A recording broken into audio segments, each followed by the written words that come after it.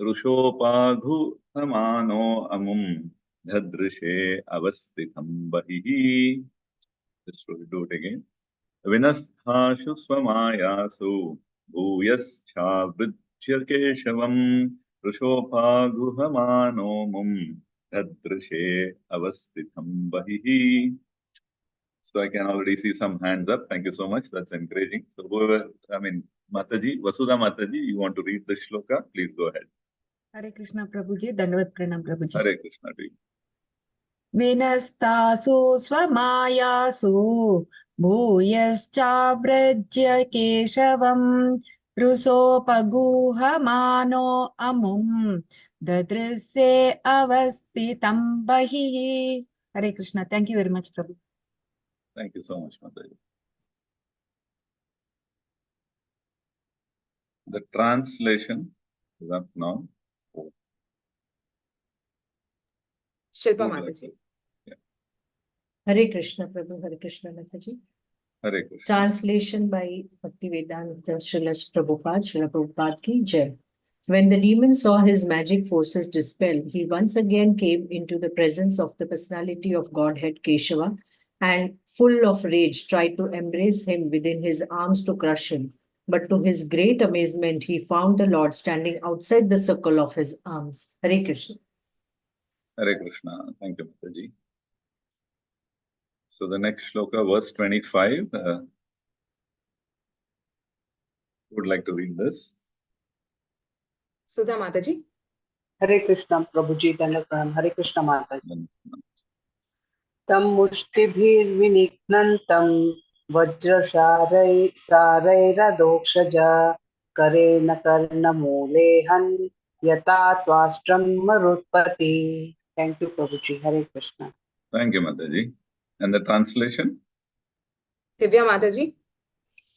Hare Krishna. The demon now, translation by Srila Prabhupada ki Jai. The demon now began to strike the Lord with his hard fist, but Lord Adokshaja slapped him in the root of the ear, even as Indra, the Lord of the Maruts, hit the demon Vratha. Hare Krishna Mataji, Dandavat Pranams. Hare Krishna Prabhuji, Dandavat Pranams.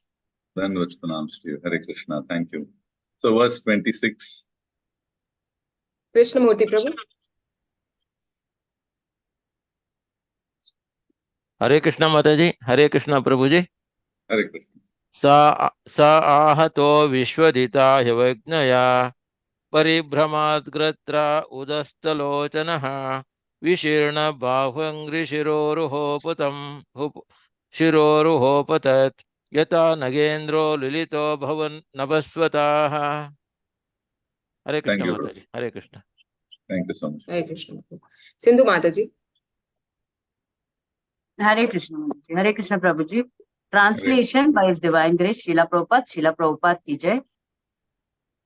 Though struck indifferently by the Lord, the conqueror of all, the demon's body began to reel, his eyeballs bulged out of their sockets, his arms and legs broken, the hair on his head scattered. He fell down dead like a gigantic tree uprooted by the wind.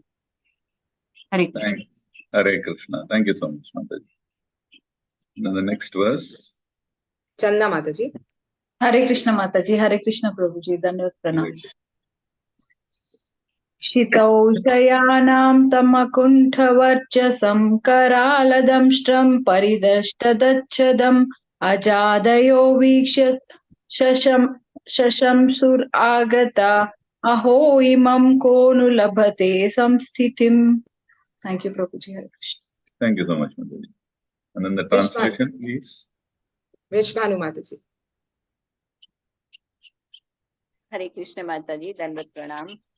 Prabhuji, Dandavat Pranam. Aja means Brahma and others arrived on the spot to see the fearfully tusked demon lying on the ground, beating his lip. The glow of his face was yet unfaded, and Brahma admiringly said, "Oh, who could meet such blessed death?" Hare Krishna. Hare Krishna. Thank you so much. And then the last shloka for the day. Shobha Mataji.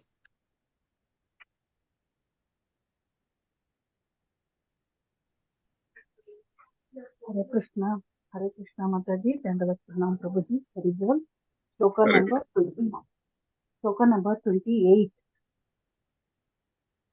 Yam yogino yoga samadhina yayanti lingata sato mumukshaya tasyai siddhaitya rishabha padahato mukam prapashyam panu utsasara rajaha. Hare Krishna. Thank you, Mataji. Thank you, Prabhuji. Thank you so much. Hare Krishna. And the Momita. translation? Momita Mataji. Hare Krishna Mataji, Hare Krishna Prabhuji, Dandavat Pranams. Translation by Srila Prabhupada. Prabhupada ki jai. Brahma continued. He was struck by the forefoot of the Lord, whom yogis seeking freedom from their unreal material bodies meditate upon in seclusion in mystic trance. While gazing on his countenance, this crest jewel of Diti's sons has cast off his mortal coil. Thank you. Hare Krishna. Hare Krishna. So thank you so much, devotees, for all the verses. So nice to hear all of you recite the verse as well as the reading of the puppets. So verse 24. Okay, before we get started today, just seeking the blessings of all the Vaishnavas and Vaishnavis who are here. Kindly bless me so that I'll be able to do some justice to these wonderful verses of the Shrimad Bhagavatam. I'm doing this as a seva and for the Guru Parampara, for as pleasure to the Lordships and for my own purification. So on that note, we'll get started.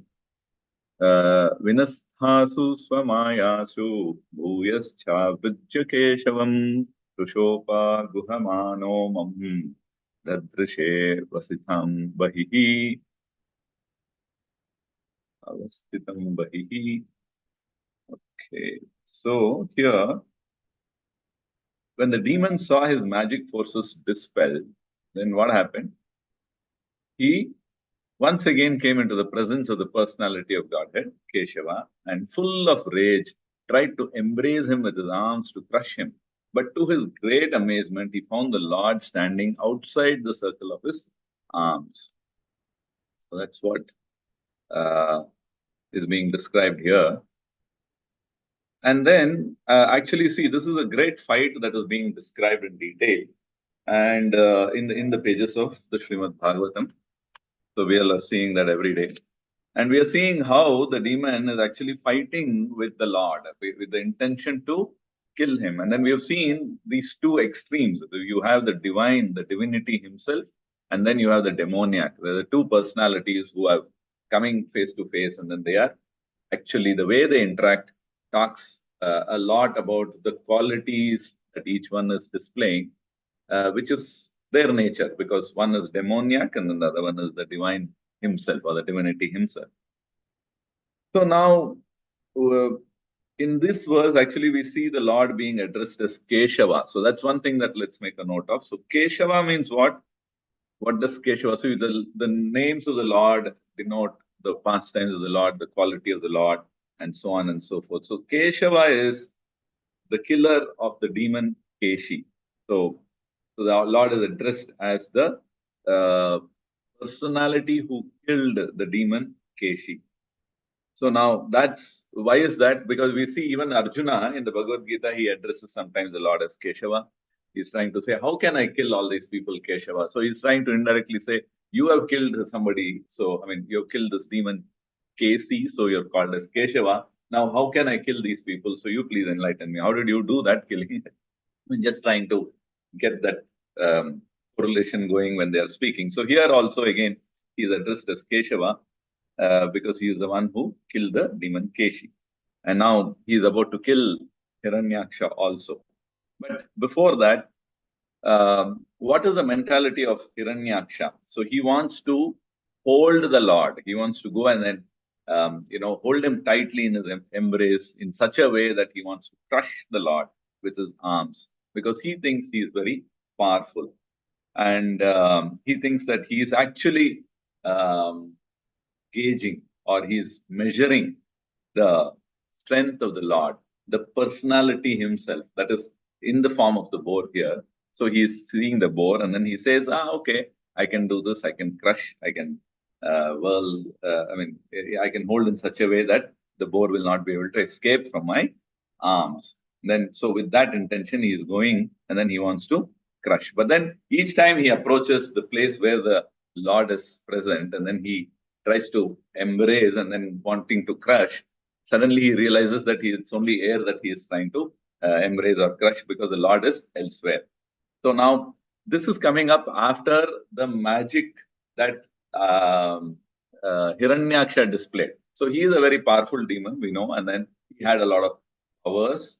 He had a lot of material powers as well as material opulence. And this material power or the opulence is actually, it has made him very, what do you call it? He is blinded by this opulence and by the power that he has. And then he is measuring here, he is using his senses to measure the length and breadth of the Lord. So that's a very foolish thing to do. And even the description is also, it sounds so funny. It's funny and foolish. Like you picture somebody, a huge person, trying to go and then grab the boar, and then suddenly the boar is not there, and then it is elsewhere, and then he tries to go there, and then again try to crush, and then again it is elsewhere, somewhere else other than that place, and then he is amazed by this.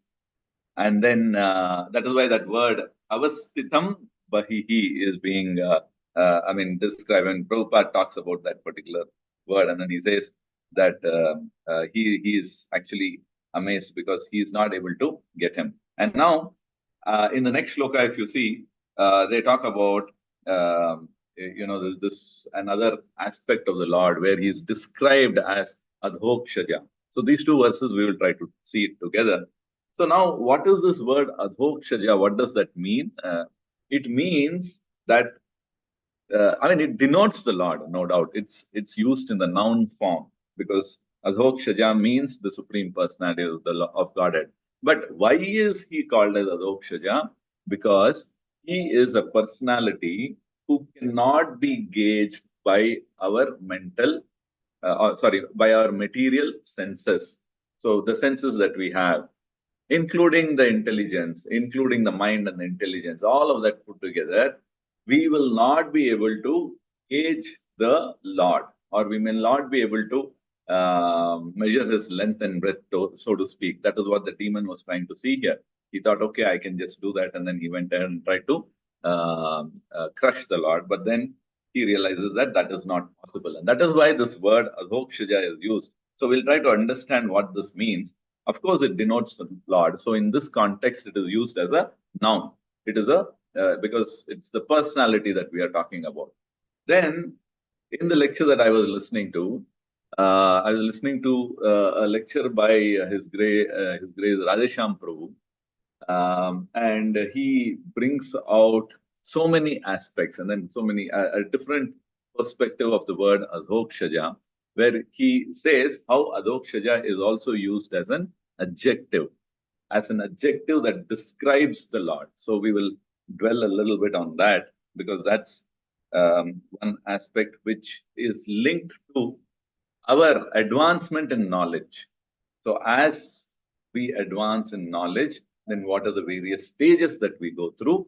And in that, then where is this adhokshaja stage coming in? And what happens in that stage? And then what happens next? So these are some of the things that I'll try to cover.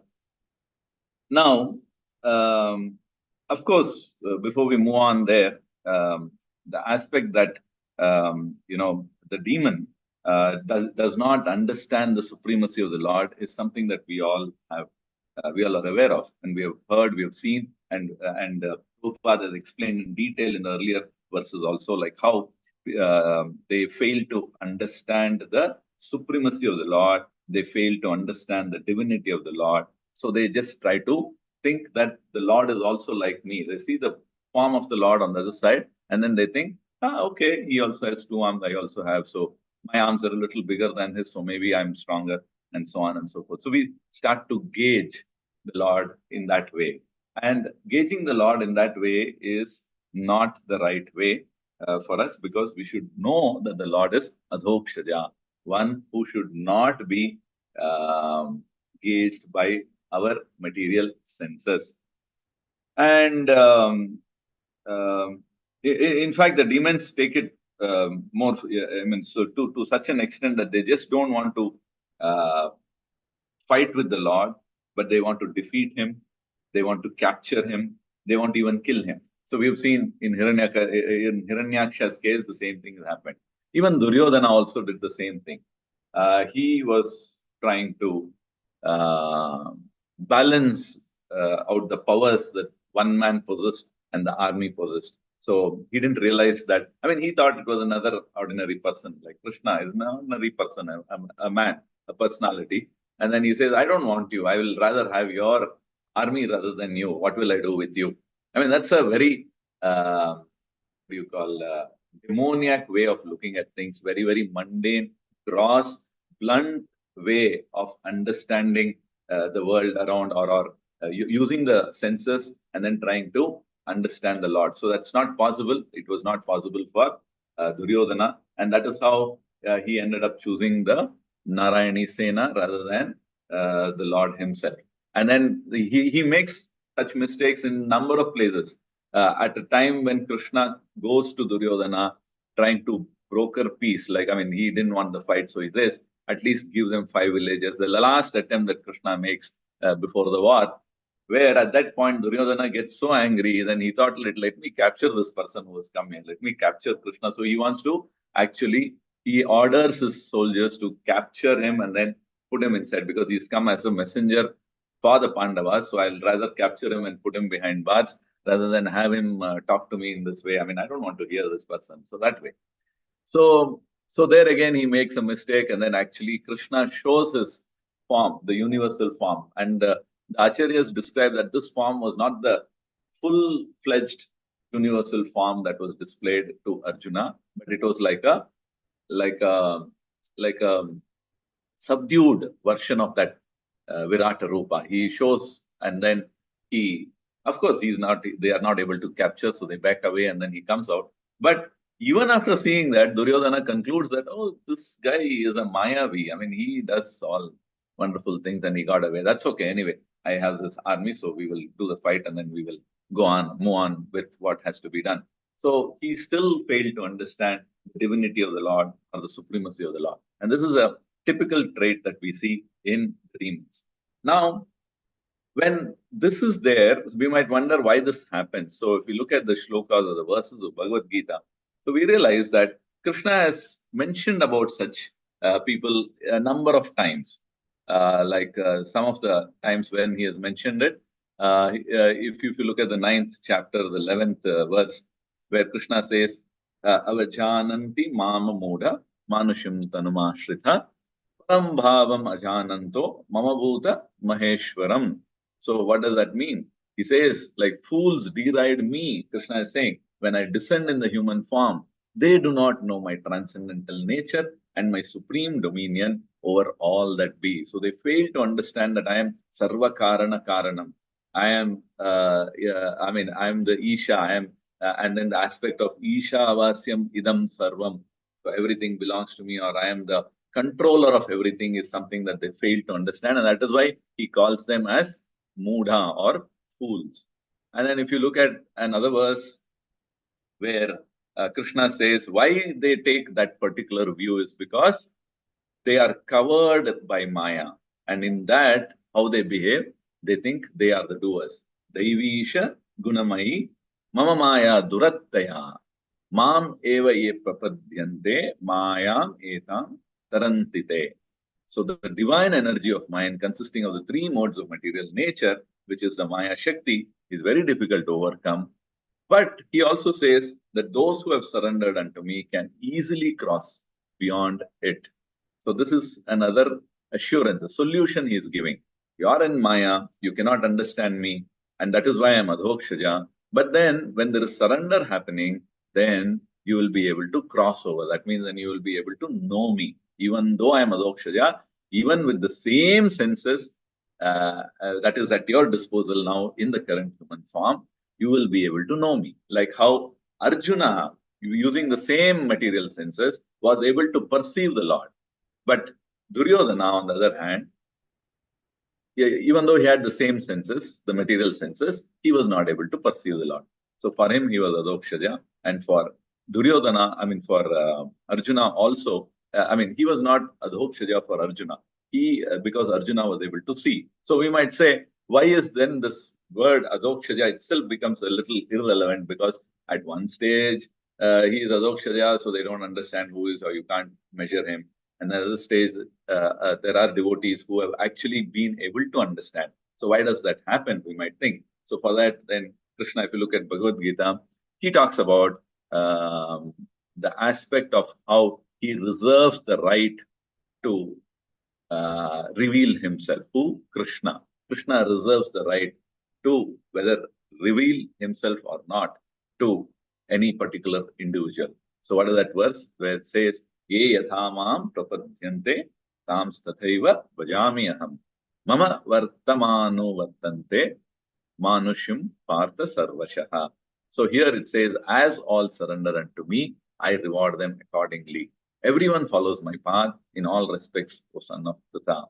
So that's what Krishna is saying. So in this, Prabhupada actually very elaborately talks about how the Lord reserves the right to reveal himself. So we need the mercy of the Lord. So we come back to that same point of where the mercy of the Lord is necessary so that we can understand the Lord. Because otherwise, our senses, if we depend on, then we will not be able to understand the Lord. We will end up like Hiranyaksha trying to grab the Lord and then making a fool of ourselves. And Krishna very categorically has said that somebody who's trying to do that, who thinks that I am an ordinary human being when I have descended in this material world, then he is a muda or a fool. So in this way, we are seeing how the demons fail to understand the Lord, and how a practicing devotee is having some amount of understanding which is very different from the understanding of the demon. Now, where does this understanding or the difference in the understanding comes up, we will try to see. So if you look at a regular karmi or a person who is not aware, he or she might think him to be a regular human being. So that means what? Where is that correlation coming from? That comes from the fact that they think, they look at a Vaishnava, then they think that he is an ordinary person, or he belongs to a certain category, he's an American, or he is a Indian, he is an African. But then a Vaishnava should not be addressed that way. That's the first thing that we learn. Now, how this learning is related to Adhokshaja, we will try to see. Okay, but anyway, the first step is that what we are told, Vaishnave Chati Buddhi. So we will have to learn to differentiate Vaishnava, or a person who has become a Vaishnava or who's trying to endeavor on this path so that he becomes a Vaishnava, a practicing Vaishnava, so to speak. So that person should not be seen as belonging to a certain community, or a certain race, or a certain caste. Not say a Brahmana Vaishnava, a Shudra Vaishnava, or an US, a white American Vaishnava, or a African Vaishnava. In fact, when Prabhupada was there was instances where such references were made, and Prabhupada immediately shot it down. He said, we cannot refer to people like that. Once a person becomes a Vaishnava, then he is a Vaishnava. It doesn't matter his previous, the body with which he was born and what designation he has. The bodily designation should not come in. So this is the first level. Then the next thing was about the Charanamrita or the Tirtha. So the water that has washed the foot of the Lord, the deity's foot, that cannot be considered as an ordinary water. That is Tirtha, or it is a holy water because it has touched the feet of the Lord. So that's the next level of trying to differentiate between regular water and the water that has washed the feet of the Lord, or a regular person and a person who is a Vaishnava. And then it is also another example that they give is about how we should not see our Guru after we have accepted a Guru, then we cannot see that Guru as an ordinary human being. So that again is a view or a drishti or the way we look at that is very, very immature. It is very blunt and it is not right. And then also thinking that the holy name is like any other word, it's just a sound and there's nothing to it. No, that's not the understanding that we are supposed to develop.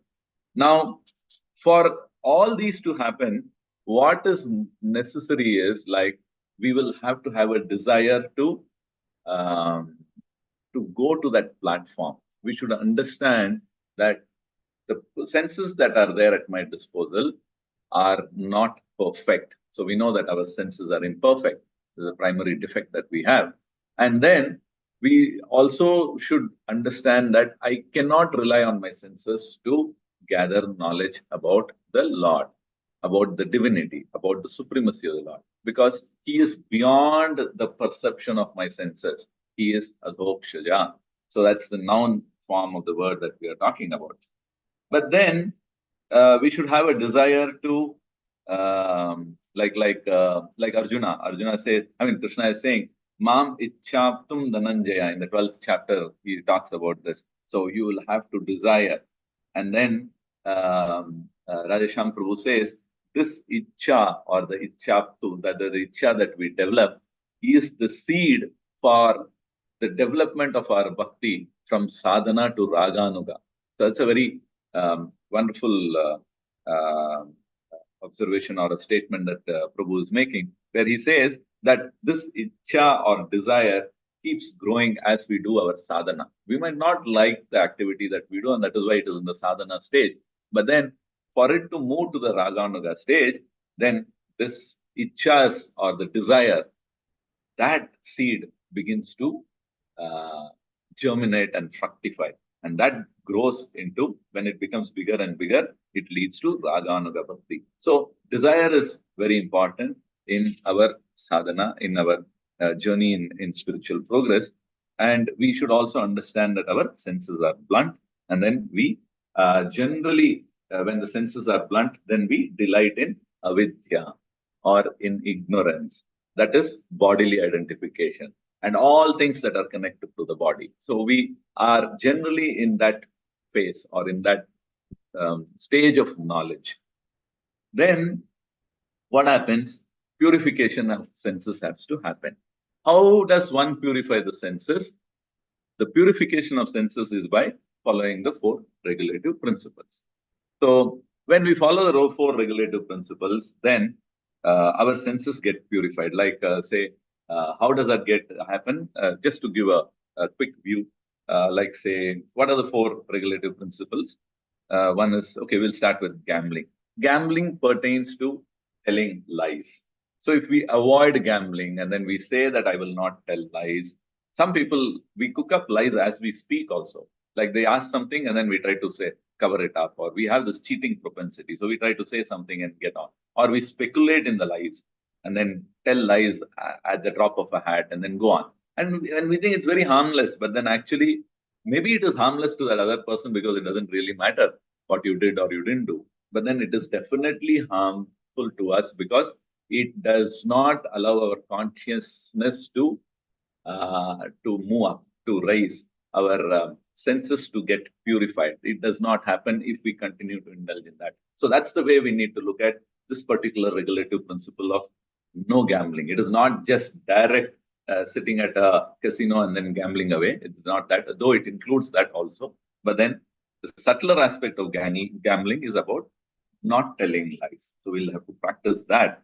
And then in the same way, intoxication. Avoiding intoxication is we get intoxicated by pride, by material pride.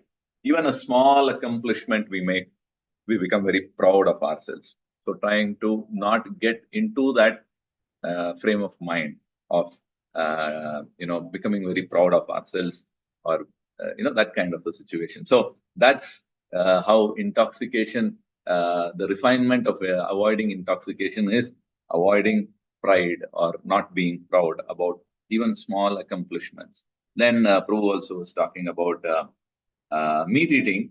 So what happens is, generally, because of this, the senses become more and more blunt. We are not able to, it's not refined. So it becomes so blunt that we become very hard-hearted. We are not able to perceive many things. And then our speech becomes harsh because we don't have any compassion to another living entity. So developing compassion is the other aspect, the subtler aspect of not eating meat. And developing compassion, actually making sure that our heart is not hard, and then our speech is not very harsh. We try to tune it, make an effort to tune it. Maybe we don't feel like that, but then if we keep practicing in this way, then eventually it becomes second nature to us. And by practice, then like that, achar, vichar, prachar, if you look at those things also, it connects. So how we train ourselves so that our thoughts become purified, and then with the thoughts, then the speech, then the thoughts, and then the character, and then our personality itself undergoes a change. So this is the refinement that they're talking about. And of course, yeah, the fourth one, which is illicit relationship, illicit sex.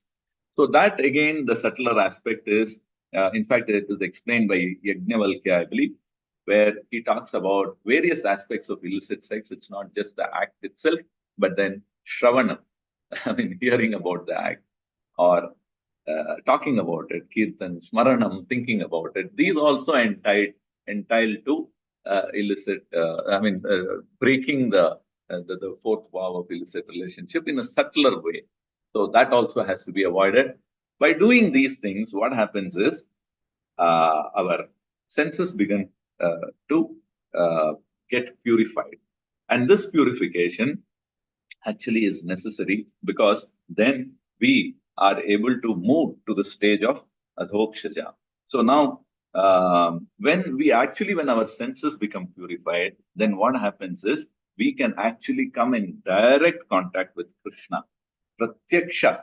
So that is what Krishna is saying in the 9th chapter of Bhagavad Gita. If you recall, 9.2, it says, Rajavidyam, Rajaguhyam, what's that verse? Rajavidyam, Rajaguhyam, Pavitram idam uttamam, Pratyakshavāgamam dharmyam, Susukam kartum avyayam. So where Krishna concludes that directly you will be able to perceive that the devotional aspect is so purifying, and then it is so endearing, and so quickly it takes you to Krishna that you will be able to directly understand and perceive Krishna.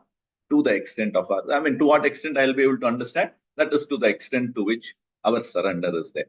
So in this way, the reciprocal nature of Bhakti Yoga, or linking with Krishna, has to be understood. And when the reciprocal relationship is understood, and it depends on to what extent I'm able to surrender, to what extent I'm able to do things, the Krishna reveals himself, then what happens is our journey, and then the purification starts there. And just to understand this a little bit more, Radhesham Prabhu actually talks about the 5 stages of knowledge. This is a very important, nice aspect that I heard, which I just want to share. So, some of it could be a repeat, but I'll just try to summarize with names that are being given here. So what are the 5 stages of knowledge? We all know the first stage of knowledge is pratyaksha, that is use of our senses to gain knowledge about something. So pratyaksha. And then after that is paroksha. What is paroksha? Paroksha is when you hear from an authority, when you hear from a senior, when you hear from the guru, and then that is paroksha knowledge or jnana. And then after that, the next stage is aparoksha jnana. I'll tell you what aparoksha is. Aparoksha is when you don't depend on the knowledge that is coming from others, but then it starts to manifest within oneself. And then the adhokshaja stage, and then the aprakata stage. So these are the 5 stages through which our knowledge increases, we can say. So the first stage, of course, is pratyaksha, which is direct perception, I said. This is like, to give an example, because Radhesham Prabhu generally gives wonderful examples, simple examples for us all to understand the concept that is being explained. So pratyaksha is like let's say we are just begun our thing, and then we go to an ISKCON temple. Then somebody is giving a gulab jamun. We eat it. We see the environment around, the way the devotees are interacting. It feels nice. So we are using our material senses, and then we are deriving some knowledge. Oh, this place is very nice. This place is nice because the devotees are nice. And then it is so pleasing to see because the deities look so wonderful when I look at them in the temple. So on and so forth. And then they gave me some prasad, which is a gulab jamun. I tasted it and it was so sweet. It was so divine. Sometimes you see people say, I have never tasted khichdi in this way in my entire life, they will say. So there's so much of realization through that pratyaksha or the use of the senses. And then they're realizing Krishna, but then in a very materialistic way, in a very, with the use of the senses. That is called as the direct perception. So now, but then actually he says that this pratyaksha is for how another person speaks. We are listening to that, like the guru or the senior is speaking. We interact with somebody and then we come across a very senior person and then he's talking about many things and then we are attracted. So we are using our senses and then we get attracted. Our mind is very peaceful and all of that. So this particular attraction actually is not and then we want to hear more and more. So when we keep revisiting the temple again and again, or try to reconnect with that individual who connected with us the first time, then what happens is there is an association that happens. And in that association, we are so much convinced that unknowingly we end up copying that person. So this is something that has happened even in the material world. You are inspired by somebody, and then you try to speak and then you hear more and more of that person. Then you end up speaking like that person. We are not imitating here, not in a negative way, but involuntarily we end up copying. Yes or no? So this copying is the stage of paroksha jnana, or the knowledge that comes because we are completely aligned to that other person. And this is generally referred to the guru because we are supposed to hear from the guru. So the guru is in a position which is much higher than ours. And so when we begin to hear the guru, and then there are instances where we begin to speak like the guru unknowingly. It's not that we want to imitate and then be disrespectful or anything like that, but then involuntarily it comes off. And that is a stage which is the paroksha stage, where we listen to every word. Every word that is being spoken by that individual is taken in toto by us. And when we continue to do in this way, and then we try to gain the knowledge of the Supreme Lord in this way, the knowledge of divinity, then what happens is we not only accept the world view of that person, but we accept everything that he says. He'll say Shrimad Bhagavatam is the ultimate literature. Yes, it is the ultimate literature. So we are completely aligned there. And then he says that what do you say? If he is rolling in the dust of Vrindavan land, then we also will want to roll there. That's what happens, right? When we go with the senior, then we try to do the same thing that they do. So in this way, there is acceptance, and that is the paroksha stage. And then we move on to the next stage, which is called as, and then we continue in this way, then move to the next stage, which is paroksha. And aparoksha is what? Actually, aparoksha jnana is the jnana or the understanding that manifests within us because we've been connected with paroksha or with the senior. Then we are able to see ourselves, all the things that we heard the guru say or the senior disciple say. So we are able to experience it. So that way, we are actually beginning to see things through the eyes of the guru. And so when we are beginning to see it ourselves, so aparoksha means not opposite of paroksha. The understanding is the same, the alignment is the same. But instead of hearing, then we also begin to see. But it's aligned perfectly. It is not an opposite. So this aparoksha stage is there. And beyond the stage is the stage that we are wanting to discuss now, which is the adhokshaja stage. So now this adhokshaja stage is that, what is that? Like it's, you understand that you cannot depend on your senses completely. You cannot trust it. So you're completely convinced about it. And so you try to suppress the senses and then only go by what is told in the scriptures. That is 100% alignment to the scriptures. What is the jnana chakshushu that is being spoken of in Bhagavad Gita is this stage of adhokshaja stage, where it is an adjective, it's not a noun. Of course, it refers to the Lord because he is adhokshaja, but adhokshaja is the state of how we end up suppressing our material senses.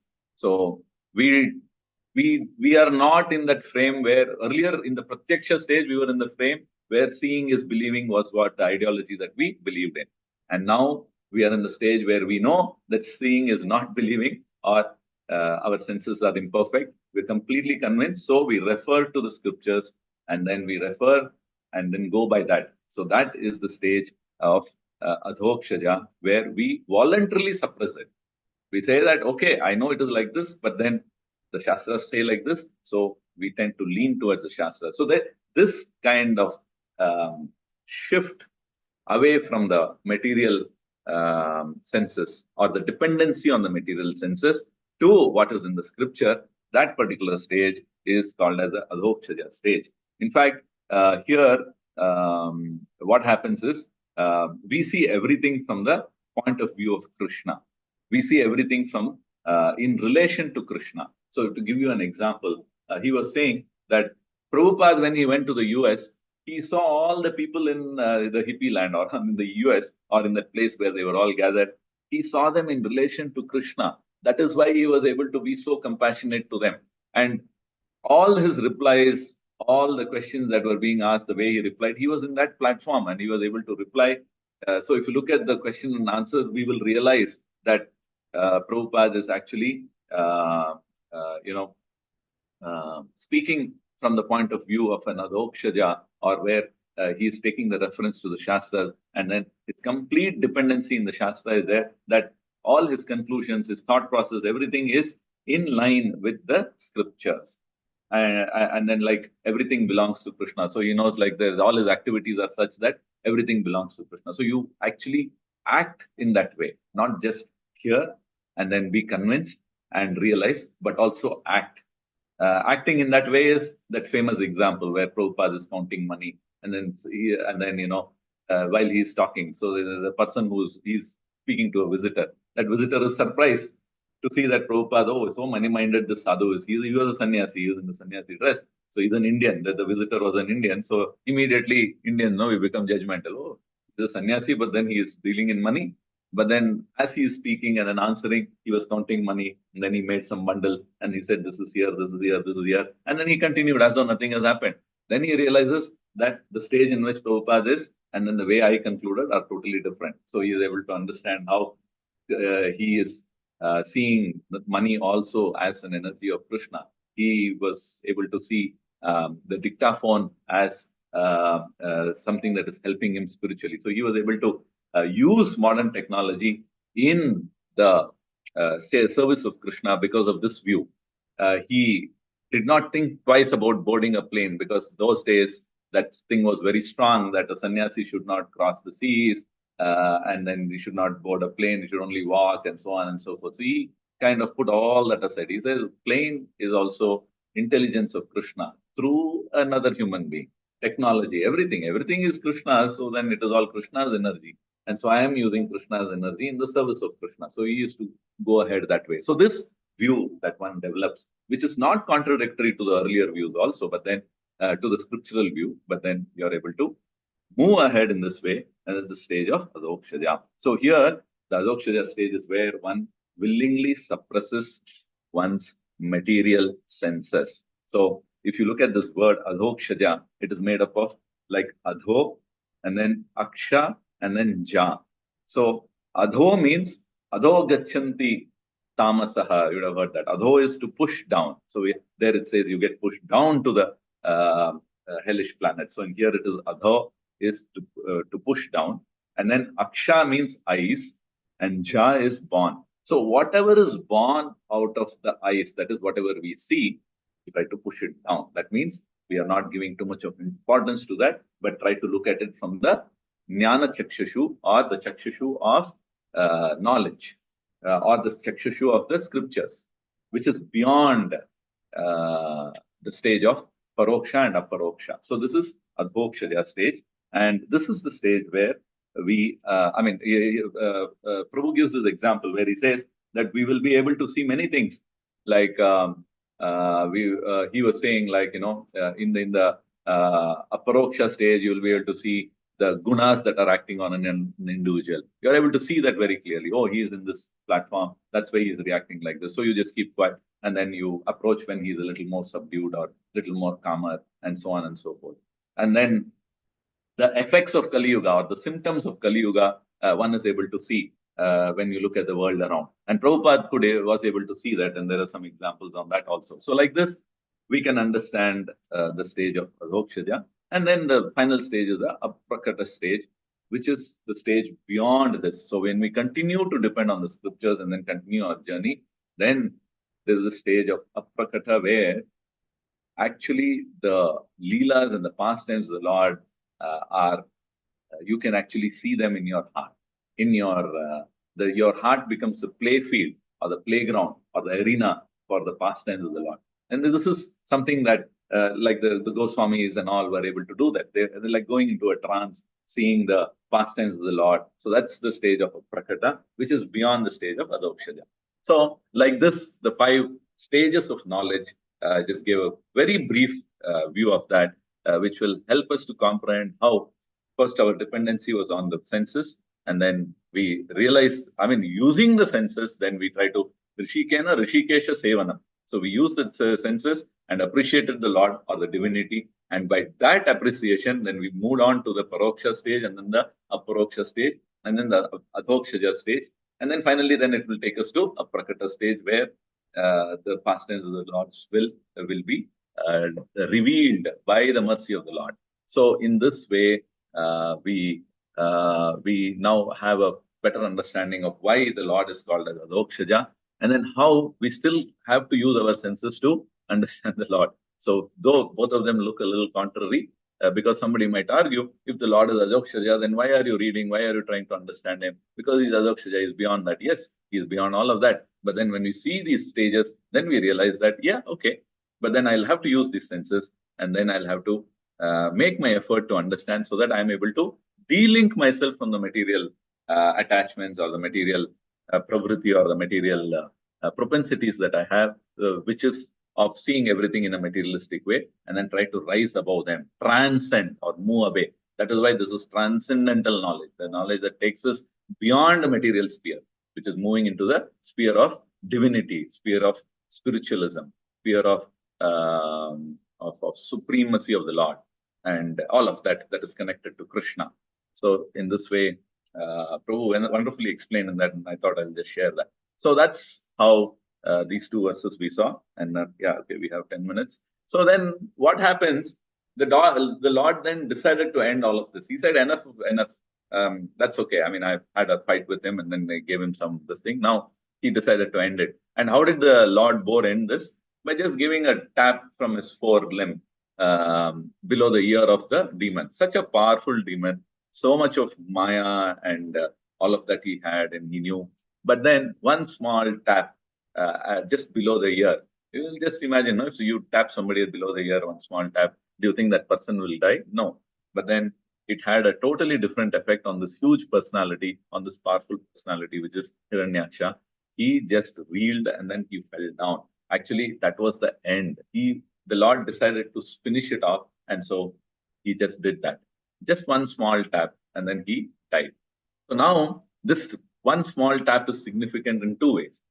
First way is that we just spoke now, like how he decided to end. So he could, the Lord can do anything. He doesn't even have to do that tap, actually. So even without that also, he could have killed Hiranyaksha, but still just gave a tap. And then it made a complete difference for him. He just died. So he was such a powerful person, and then he fell down dead like a lump. That's it, over. Everything was finished. But then one more aspect is that this tap is also viewed as a touch by the Lord. So that we can see in the subsequent shlokas, where Lord Brahma is coming and then he is seeing, and then he is actually he's praising this death that Hiranyaksha had. Why? Because he was killed by the Lord. And there's a transformation that has happened not only to Hiranyaksha as a soul, but then to his body also. So it is no longer a demon body. It was actually the glow was there in that body. What is this glow that we are talking about? It is the glow that one gets by coming in touch with the Supreme Lord, or by coming in touch with spiritualism. That is the tejas that you can talk about. I mean, this is something that we have seen even for other demons also. Anybody remembers which is the other demon that we speak of who was killed, and then there was fragrance that was kilometers across in that land it went? Putana, Haribol. Yeah. Putana. Yeah. So like this, we can see one small touch of the Lord, and then that the whole composition of that person is changed. Chaitanya Mahaprabhu again just put his hand on Jagai and Madai, and then they were completely reformed, completely transformed. All the negatives went away. So this is why it is. I mean, he is Adokshaja. Here again, he is Adokshaja because we cannot perceive or comprehend this. How is it possible? Such a ghastly person, and then one touch, and then everything changed for him. How is that possible? So again, stop using our mental facilities to understand this, because he is Adokshaja. So we cannot understand. But then we will just continue to surrender. We will continue to release. We will continue to be in the stage of Paroksha. We will continue to get to the stage of Paroksha. We keep toggling between these. And then also the Adokshaja stage, so that our knowledge in that stage becomes more and more reinforced, so that every time we react to any situation, it will be in that position of knowledge. In the position of Adokshaja stage is the best stage, because there we are not depending too much on our senses, but we are depending on what is in the scriptures. And that is what we've been told, right? We've been always told not to depend too much on the senses, because the senses are imperfect and it can mislead. And why Prabhupada says, why are you so proud of your eyes? What are your eyes? It has no power when there is no sunlight or when there is darkness. You just put that, if you want to realize the fallibility of your eyesight, you just put that person in a dark room and then leave him. Then he realizes, oh, what is the use of my eyes? I cannot see anything. So I need light. Only then my my sight, which I was so proud of, I realized that I can exercise the power of seeing only when there is light. And that light is again energy of the Lord. So like this, we can realize. Prabhupada brings out these examples, tell us how we should not depend only on the senses, but then we'll have to suppress our senses willfully, so that we are able to see through the eyes of jnana, and that is the stage of Adokshaja. And that is why the Lord relevantly is described as Adokshaja, because Hiranyaksha did not do that. In the whole incident, we can see he did not do that. He was trying to measure him with his senses, his intelligence, and all of that, and then he wanted to hold Lord and crush him and all of that stuff. So it's a very funny situation, intellectually as well as physically also, to see, because somebody is trying to go and grab, and then he's not there, and he's another side. Children have a good laughter when they see such cartoons or such video where it brings out a smile on everybody's face. You feel like laughing. And then even intellectually also, you realize what a foolish person he is. He's trying to, like an ant being challenging an elephant. It is foolish as well as funny. So that's the situation that we are seeing here, which is what Prabhupada is explaining in these pages. And then the aspect of the touch of the Lord. So even for us also, just we think everything is hunky-dory, everything is going on well. Just one small slap, not by the Lord, but by the energy of the Lord, that is Maya Shakti. That is enough for us to put our whole world topsy-turvy. Everything goes for a toss. So that's the power of the Lord, we should understand. And then here, that touch killed him, and it killed him, and at the same time, it gave a glow to that body, which was so demoniac to look at earlier. And then Brahma, of all the people, the topmost human personality, he is praising. And then he says, what does he say there? I'm just trying to bring it up. Just a minute. Try to see what Lord Brahma is saying. Was it in 26 or 27? Those stuck. Okay. 1 second. Yeah, I think it was 27. So in 27, it says that Aja or Brahma, they arrived at the spot to see the fearfully tusked demon lying on the ground, biting his lip. The glow of his face was yet unfaded. And Brahma admiringly said, "Oh, who could meet such blessed death?" So because Brahma is now, he's in that stage of Adokshaja, so he realizes that just the touch is enough, and then it will. And then Brahma continues to speak. He was struck by the forefoot of the Lord, whom the yogis, seeking freedom from their unreal materialistic bodies, meditate upon in seclusion in mystic trance. So this is the object of meditation of all the yogis, all the elevated people who are seeking, and they've spent years together trying to meditate so that they can reach the foot of the Lord. But that foot of the Lord was used to just touch, and then he was transformed. So while gazing at his countenance or his appearance or his face, that is whose face he was gazing? He was gazing the face of Lord Bor. Then the son of Diti actually leaves the body and then he goes. So even though blood was oozing out and he was in physical pain, but at a different level, at the mind level and at the level of spiritual, he was completely, he was gazing at the form of the Lord and then he casts off. And then there was this glow which was suggesting the mental frame in which this demon was because of that one touch. So this way, the Lord continues to be an Adokshaja in everything that he does. We cannot understand, but we just go by the scriptures, by what the Guru has said, the Guru Parampara has said, and then try to serve him so that we are able to attract his mercy. And then we realize that it's only his mercy which will take us from where we are today to further beyond the material connections and then to the Lord himself. So that's the path of liberation. That's the path of self-realization. So these are some of the thoughts that I just wanted to share with all of you. So yeah, it's 10:30. So I'll stop here. If there are any reflections on what I've said, please go ahead.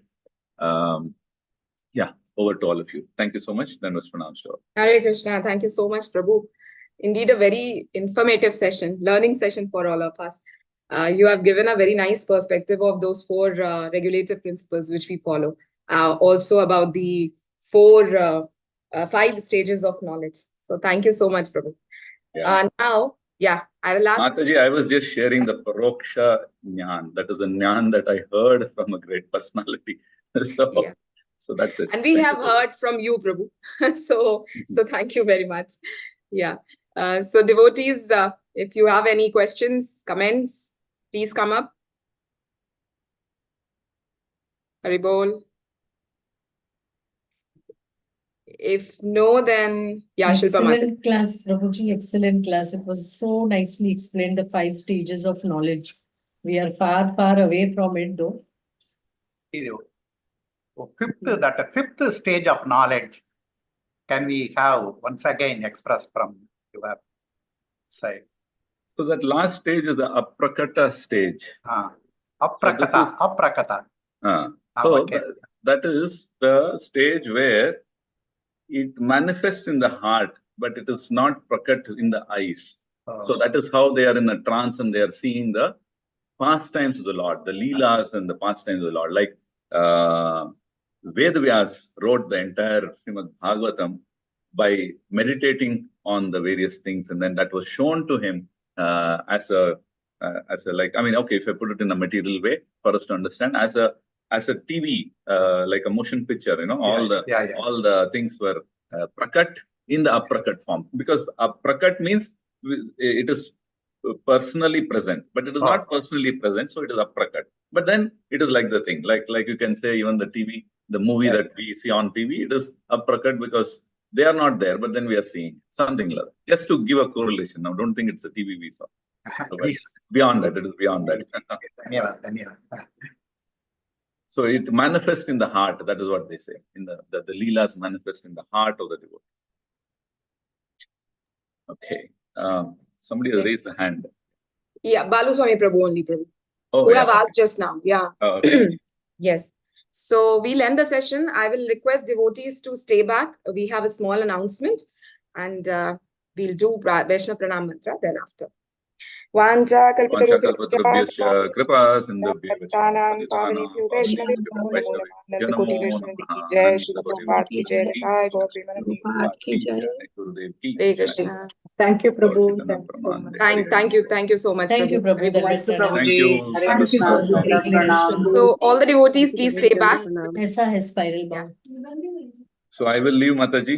Yeah, please, Prabhu. Yes, sure. Yeah, I'm not a devotee, so I'll leave. No, what are you saying, Prabhu? Please.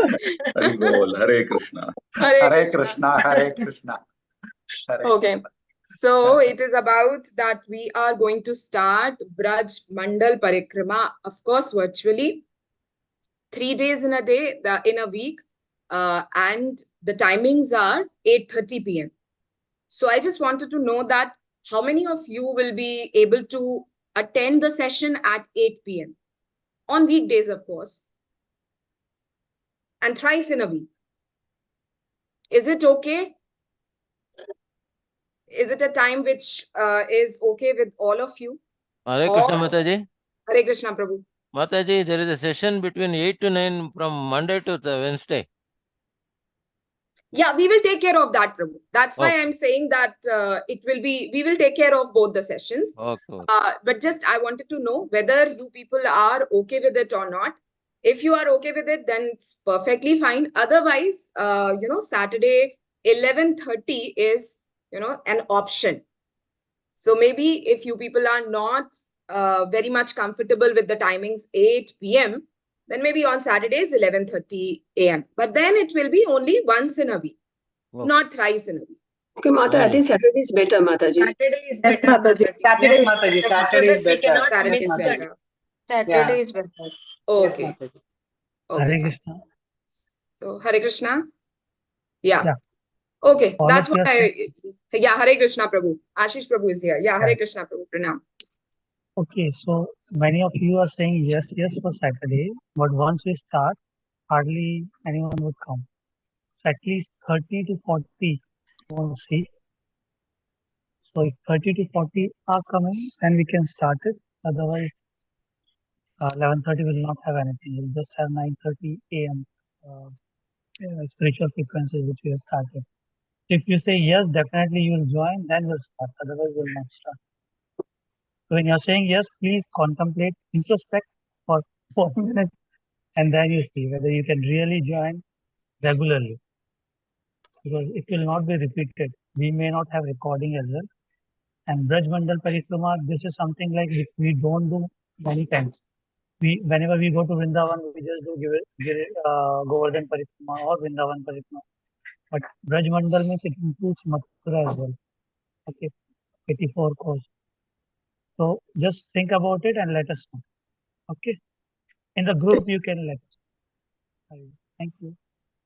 Prabhu, how many sessions will be there? Mataji, there are many, so probably it might go for 4-5 months. Okay, yeah. Mata, Just to exact And but time. What's the time proposed, Mataji? Morning 8 o'clock or evening? No, So- evening 8 o'clock, Mataji. Otherwise, there is an option of 11:30 a.m. in on Saturdays only. So two Okay. timings, 8 p.m. on weekdays evening, that too, three days only. Okay. Okay, I think Weekdays that's 3 okay. days. Yeah, And, evening is okay. and Saturday is 11:30 a.m. Okay. So these I'm are two okay with both. options, Mataji. Yeah, it's okay with both, Mataji. Whoever, as per the See, others' convenience also. 8 p.m. is fine. Mataji, Prabhu is saying something. following some classes, those will be raised by Braj Mandal Parikrama. Okay, we have spiritual pastimes, scriptural pastimes at 8 p.m. thrice in a week. So these classes will be replaced by Braj Mandal Parikrama. So all of you, if you can join at 8 p.m., we'll continue that. Otherwise, we'll go on Saturdays. But at least 30 plus we want. Otherwise, we are not going ahead with this. Okay, so think and then you reply in the group. Braj Mandal Parikrama group link has already been sent in the main group, but I am not accepting the request unless there are 30 plus. Already 20 devotees have sent the request, but I don't know how many of them are serious about that. Okay, so you'll have to message in the group, think about it, and then do it. Just jumping in the groups here and there, doesn't make any sense. The speakers are coming. When they are coming, they are preparing and coming. They are not just like coming like this. Okay? And even like Narayani Mataji, when she's hosting, she's leaving the child. She has a child like 6 years old. She's leaving him. She's leaving other homely stuff, and she has to be here. Her videos are on. You can see. So whoever is the host, co-host, and the speakers, they are giving their time and energy. So as an audience, we should also be committed. That is our request. If you say yes, then only we start the project. Otherwise, okay, think over it and put in the. Hare Krishna. Thank you. Yes, Prabhu. Hari Bol. Hare Krishna. Thank you, Prabhuji. Hare Krishna. Krishna. Thank you. Hare Krishna. Okay, so thank you so much. Hare Krishna, Pranam. Tomorrow again at 9:30 we'll meet. Hari Bol. So I am ending the session.